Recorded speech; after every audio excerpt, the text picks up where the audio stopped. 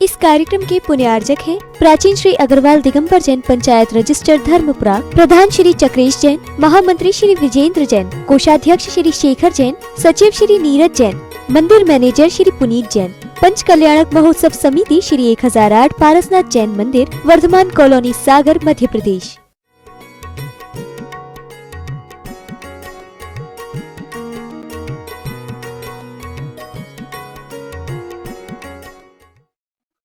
सूल की चल रही थी, कांटों की, और हुआ ये कि कांटों को बड़ा दुत्कारा जा रहा था कि बड़ा बुरा है, चुभन देने वाला है। लेकिन एक छोटा सा नया प्रसंग चालू होता है कि जब उन्होंने देखा बहुत आक्रमण हो रहा है, उपदेश बहुत दिया जा रहा है, समझाया जा रहा है, तो पास में ही गुलाब के पेड़ के पास, या गुलाब माटी का उपदेश सुनकर के गुलाब के पेड़ है, उसके कांटे हैं, तो वो कांटे, गुलाब का पौधा खड़ा है, सुरभि से महकता है ना, और ध्वनि गूंजती है सतेज सूलों की दलों की ओर से। वहां से एक आवाज आती है, बहुत तेज आवाज आती है। कौन सी आवाज आती है? सूलों की दलों की ओर से कि इस बात को हम स्वीकारते हैं। मैं इस बात को, आप जो कह रहे हो कि ये चुभने का काम, ये आज के, इस बात को हम स्वीकारते हैं कि दूसरों की पीड़ा सल्ले में हम निमित्त अवश्य हैं, यानी चुभने में हम निमित्त अवश्य हैं। इस कारण से हम सूल हैं। तथापि सदा हम दूसरों के सूल के रूप में ही देखना, ये बड़ी भूल है। जब देखो तुम कांटों को, ये चुभते हैं, बात सही है, लेकिन कभी कभार वही कांटा काम भी करता है। एक कांटा चुभता है तो दूसरा कांटा क्या करता है? कांटे को कांटा ही निकालता है। अब आप कांटे को तलवार से निकालो तो निकलेगा? जहां काम आवे सोई कहां करे तलवार। तो वही प्रसंग यहाँ पर कि मैं मानता हूं कि पीड़ा, दूसरों को पीड़ा सल निमित्त में अवश्य है, इसी कारण से हम सूल हैं। तथापि सदा हम सूल के रूप में ही देखना, ये बड़ी भूल है। आप हमेशा सूल के रूप में देखते हो, ये बड़ी भूल है। कभी कभी सूल भी अधिक कोमल होते हैं फूल से भी कोमल होते हैं, और कभी कभी फूल भी अधिक कठोर होते हैं सूल से भी। ये उनकी तरफ से एक आक्रमण, किसकी तरफ से? गुलाब के पुष्पों में लगे हुए या गुलाब के पौधे में लगी हुई कांटों की ओर से एक ऐसा कहा। तो ये उनके लिए माटी ने जब समझाया, संबोधन दिया, और संबोधन पाकर के उन्होंने अपनी बात भी कही, और कह करके अब आगे आज की प्रसंग आगे बढ़ रहा है। क्या है? मृदु मांसल गालों से हमें छू लेती है फूली पुष्पावली, वह इस कठिन चुभन से उस मृदुता की कली कली खिल उठी।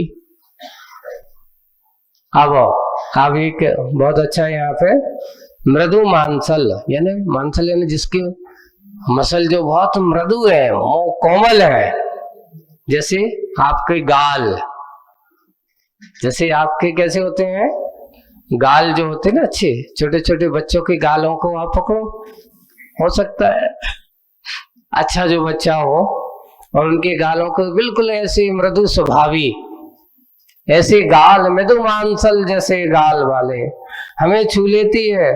फूली पुष्पावली वह, फूली हुई पुष्पों की आवली, यानी बहुत सारे पुष्प जैसे जब खिलते हैं वो भी हमें छू लेती है। इस कठिन चुभन से उस मृदुता की कली कली खिली है, ये ध्यान रखो। अर्थात हम कांटों के कारण से आज अगर सबसे ज्यादा फूलों की सुरक्षा है, किसी ने पूछा कि गुलाब के पेड़ के साथ, गुलाब तो इतना अच्छा फूल है, उसके साथ कांटे क्यों लगे हैं? तो उस गुलाब की सुरक्षा अगर है तो उसी कांटों के कारण से। क्यों? अगर कांटे नहीं होते तो हर आदमी जल्दी से कुचल देता, इसलिए कांटों के डर के कारण से तोड़ने के लिए किसी को सोचना पड़ता, भैया तोड़े को नहीं, कहीं कांटा ना लग जाए।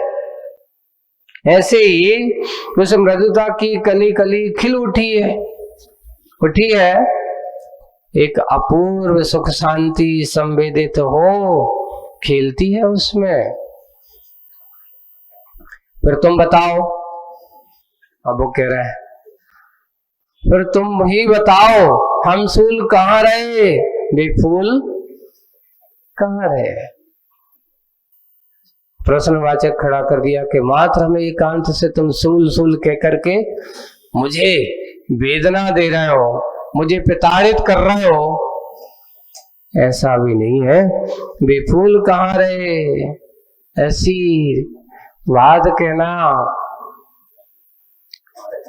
आप बाणों से तो, मुझे बाणी से तो ऐसा इतना निम्न बना दिया है, जबकि कुछ काम हम अच्छा भी करते हैं। बहुत कैसा, आगे एक बहुत अच्छा प्रसंग ला करके अपन को समझा रहे हैं कैसे उस वासना की कीड़ा ने हम पर आक्रमण किया है। किसने आक्रमण किया? जब फूल राग का प्रतीक बताया है। किसका प्रतीक है? राग का। आचार्य श्री ने एक दोहा लिखा है, फूल राग का घर रहा, कांटा रहा विराग। फूल किसका घर रहा? राग का घर रहा, और कांटा रहा विराग। कांटा हमेशा एक सा रहता है, फूल हमेशा झड़ते बदलते रहते हैं, आज आया कल गया, लेकिन कांटा उस पेड़ में हमेशा, जब से पेड़ लगा है तब से कांटा एक सा। वही बात, उस वासना की कीड़ा ने हम पर आक्रमण किया, हमारी उपासना को बड़ी पीड़ा पहुंचाई है, फिर भी क्या हुआ है, फूल सूल नहीं। देखिए, इस फूल के कारण से मुझे सबसे ज्यादा क्या पहुंची है? पीड़ा पहुंची है। लोगों ने आकर के मुझे तोड़ा है, मेरे कांटों को मरोड़ा है, मुझे दुख पहुंचाया है। मैंने तो कभी कभार उसको एक आध बार चुभन की पीड़ा दी है, पर मेरे तो इसने कई बार इसने पीड़ा किसके कारण से? राग के कारण से, वासना के कारण से, अपने श्रृंगार के कारण से। इन्होंने मुझे पीड़ा पहुंचाई है। वो शिकायत कर रहा है, बहुत बड़ी पीड़ा पहुंचाई है, फिर भी हुआ है क्या हुआ है? फूल सूल नहीं है। मेरे लिए तो सूल के समान ही वह फूल है। लगता है कि दृष्टि में कहीं धूल पड़ गई है। गुस्से में या सतेज होकर के तेज आवाज में कांटों के दलों ने कहा, लगता है आपकी दृष्टि में एकांत से ऐसा लग रहा है कि आप हमेशा सूल को ही दोषी बता रहे हो, पर इस फूल के कारण से मेरी क्या दशा हुई? ये सोचिए, मुझे कितनी बार तोड़ा मरोड़ा गया है, मुझे पीड़ा दी गई है, तो कहीं ये फूल सूल का काम नहीं कर रहा है? ये भी सूल से कम नहीं है। ऐसा दृष्टि कहीं लगता है मुझे ही सूल दिखाई दे, रसूल नहीं, फिर भी क्या हुआ है, फूल सूल नहीं, लगता है दृष्टि में कहीं धूल पड़ी है। हमें अपने शील स्वभाव से च्युत करने का प्रयास करती है ललित लताएं ये हमसे आ लिपटती हैं। जैसे कोई कांटे का पेड़ हो और कोई एक छोटी सी बेल, वहां ललित सुंदर लताएं यानी बेल आकर के हमसे आ लिपटती हैं, खुलकर आलिंगित होती हैं, तथापि हम सूलों की शील छवि विगलित विचलित ना होती। उसके ऐसे लिपट जाने पर हमने कभी उनको शिकायत नहीं की, हमने कभी उनको बुरा नहीं कहा, हम उनसे कभी विचलित विगलित कभी गलित नहीं हुए, विचलित नहीं हुए। अब इसका अर्थ है ना, हम विगलित का अर्थ यहाँ ये लेना चाहिए कि इनके कारण से हम टूटे नहीं। हमने इनको क्या नहीं कहा, मैंने इनको सहारा दिया, मैं टूटा नहीं हूं, मैं तो खड़ा रहा इनके लिए सुरक्षित रखने के लिए। विचलित ना होती, वो मेरे कारण से भी किसी प्रकार की कोई विचलित नहीं होती। नौकदार हमारे मुख पर आकर अपने राग पराग डालती और आकर के मेरे नौकदार मेरे पहने पर आकर के वे आकर राग पराग डालती हैं, तथापि रागी नहीं बना पाती हमें, हम पर दाग नहीं लगा पाती। एक वही बात है, फूल राग का घर रहा, कांटा रहा, एक हमेशा एक सा कितनी भी आ जाए लताएं आए, आती हैं, सूख कर चली जाती हैं, मुझे अच्छे रूप रंग से प्रलोभित करती हैं, पर मैं इनके प्रलोभन में नहीं आता, मैं इन जैसा नहीं बनता। मैं तो बिल्कुल एक सा बना रहता हूं, शुरू में जैसा था आज भी वैसा हूं, और जब तक मेरे प्राण रहेंगे तब तक मैं ऐसा ही रहूंगा। इसलिए ऐसा कहा जाता है, विरागी का विराग जिस समय वो दीक्षा लेता है, ऐसा नहीं कि अब बड़ा हो गया तो इसको परिवर्तन नए नए चोले बदल ले, नहीं, वो हमेशा उसी रूप में आयु बढ़ती चली जाती है, शरीर की उम्र बढ़ती चली जाती है, पर कांटा जो शुरू में जैसा रहता है वैसा ही बने रहता है। वैसे ही विरागी का विराग भी वैसा ही बना रहता है। वो संसार के राग रंगों की चुभन की, उनकी पराग में, उनकी लोभ लालच में आने वाला नहीं होता। देखिए कांटों के माध्यम से कितनी बड़ी बात, अध्यात्म की बात आप लोगों को कह दी गई है। गृहस्थ उस रागी फूल के समान है जीवन, ऐसा कहा। लेकिन एक जो मोक्ष मार्गी है, विरागी है, उसको कांटे की उपमा दी है कि देख कितनी भी बाहर की ललित लताएं आकर के मुझसे लिपट जाए और अच्छी नौकदार मुख पर आकर अपने राग पराग डालती हैं। क्या करती हैं? राग रूपी पराग को डालती हैं, तथापि रागी नहीं बना पाती हमें। कितना भी कोशिश कर ले, पर मैं रागी नहीं बनता, हम पर दाग नहीं लगा पाती। खूब दाग लगाने की कोशिश की जाती, पर मुझे दाग नहीं लगा पाती।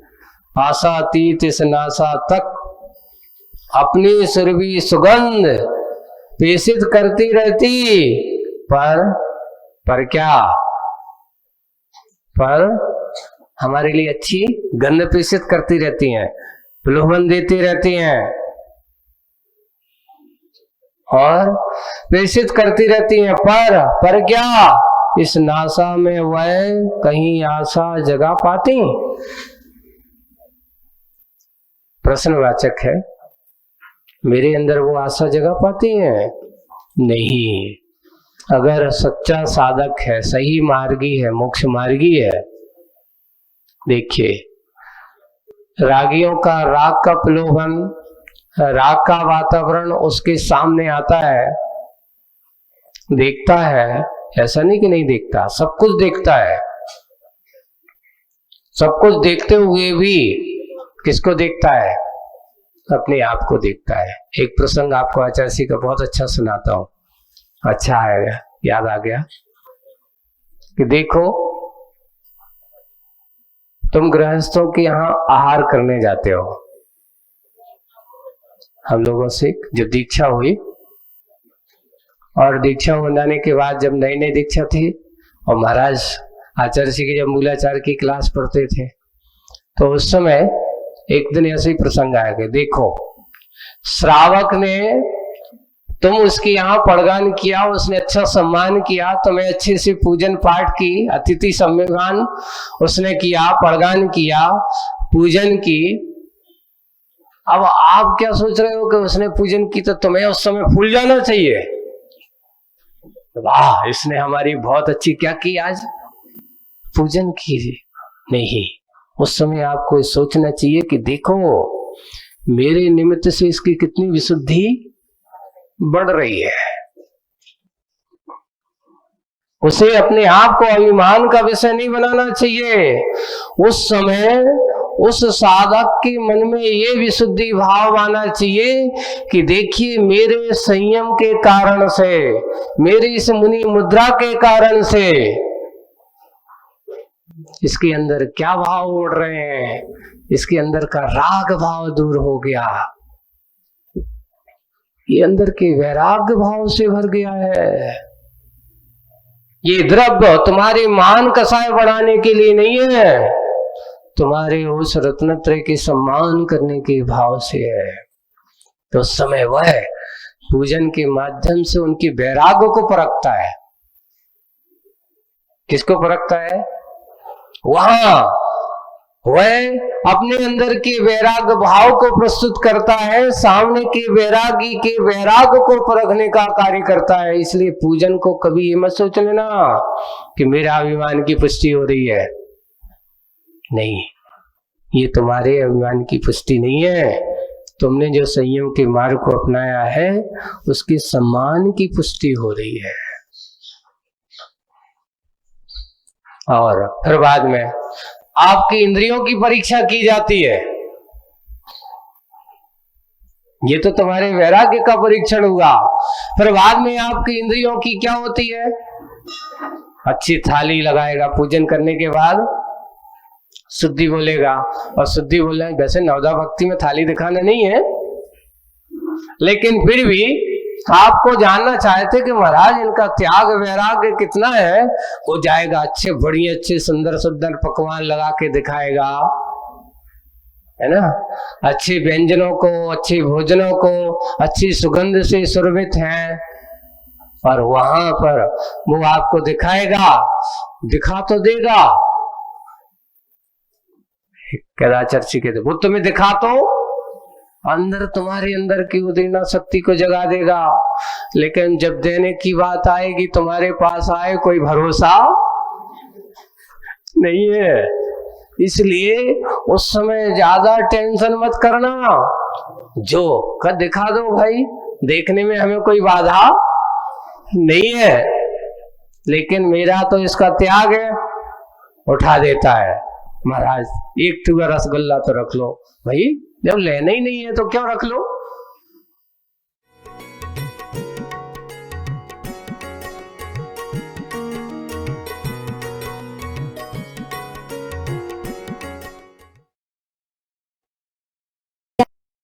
जैन पंचायत रजिस्टर धर्मपुरा, प्रधान श्री चक्रेश जैन, महामंत्री श्री विजेंद्र जैन, कोषाध्यक्ष श्री शेखर जैन, सचिव श्री नीरज जैन, मंदिर मैनेजर श्री पुनीत जैन, पंच कल्याणक महोत्सव समिति श्री 1008 पारसनाथ जैन मंदिर, वर्धमान कॉलोनी, सागर, मध्य प्रदेश।